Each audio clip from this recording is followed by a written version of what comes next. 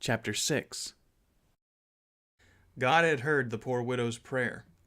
A few days after the priest had taken our cow, she received a letter from each of her two sisters, Genevieve and Catherine. The former, married to Etienne Eschenbach of St. Thomas, told her to sell all she had and come with her children to live with her. "We have no family," she said, "and God has given us abundance. We shall be happy to share it with you." The latter, married in Kamouraska to the amiable Dion, wrote, "We have learned the sad news of your husband's death. We have lately lost our only son. We wish to fill the emptiness with Charles, your eldest. We shall bring him up as our own, and soon he will be your support. Meanwhile, sell by the auction all you have, and go to St. Thomas with your two younger." In a few days, all our furniture was sold. Unfortunately, though I had carefully concealed my cherished Bible, it disappeared. I never discovered what became of it. Had Mother, frightened by the priest, relinquished that treasure, or had some of our relatives, believing it was their duty, destroyed it? I do not know. I deeply felt the loss. On the following day, with bitter tears and sobs, I bade farewell to my poor mother and young brothers. They went to St. Thomas, and I to Kamouraska. My uncle and aunt welcomed me with sincere affection. When they learned that I wished to become a priest, it was arranged for me to study Latin under Reverend Mr. Maurin, vicar of Kamouraska. He was a learned man, about 40 or 50 years old, and had been a priest in Montreal. But, as with the majority of priests, his vow of celibacy was not a sufficient guarantee against the charms of one of his beautiful parishioners. The scandal had cost him his position, and the bishop sent him to Kamouraska, where he was not known. He was good to me, and I responded with sincere affection. One day early in 1822 he called me aside and said, "Mr. Maurin, the parish priest, is in the habit of giving a great festival on his birthday. Now the principal citizens of the village wish to present him with a bouquet. I am appointed to write an address and to choose someone to deliver it before the priest. You are the one I have chosen. What do you think?" "But I am very young," I replied. "Your youth will only give more interest," said the priest. "Well, I have no objection, provided the piece is short and that I have time to learn it." All was prepared, and the time arrived. The best society of Kamouraska and about 15 gentlemen and as many ladies were assembled in the beautiful parlors of the parsonage. Mr. Varin was there when Squire Paschal Tash and his lady entered with me. I was placed in the midst of the guests. My head was crowned with flowers, for I was to represent the angel of the parish chosen to give to their pastor the expression of public admiration and gratitude. When the address was finished, I presented to the priest the beautiful bouquet. Mr. Varin was small but well built. Intelligence and goodness beamed from his expressive black eyes and gracious smile. He was a charming host and passionately fond of these little feats. He was moved to tears upon hearing the address and expressed his joy and gratitude at being so highly appreciated by his parishioners. After the happy pastor had expressed his thanks, the ladies sang 2 or 3 beautiful songs.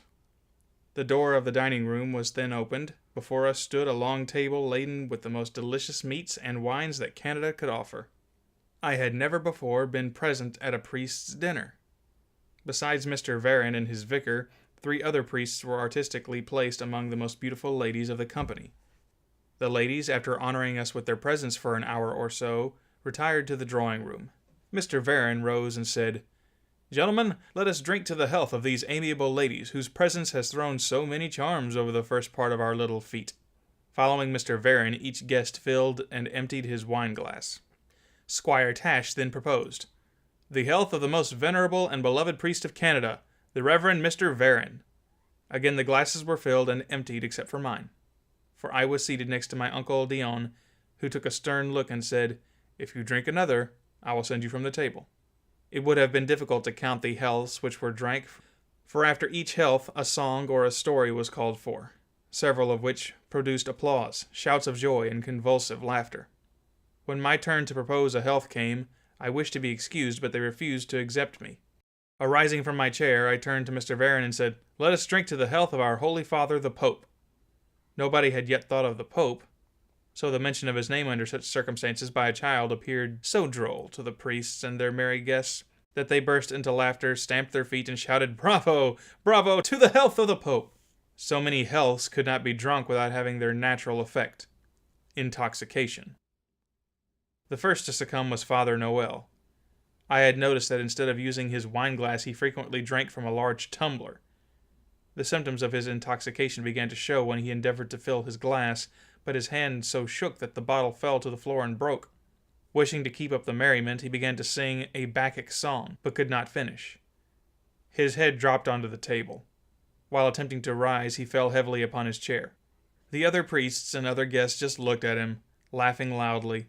In a desperate effort, he rose, but after taking 2 or 3 steps, fell headlong on the floor. His 2 neighbors came to his aid, but they were not much better.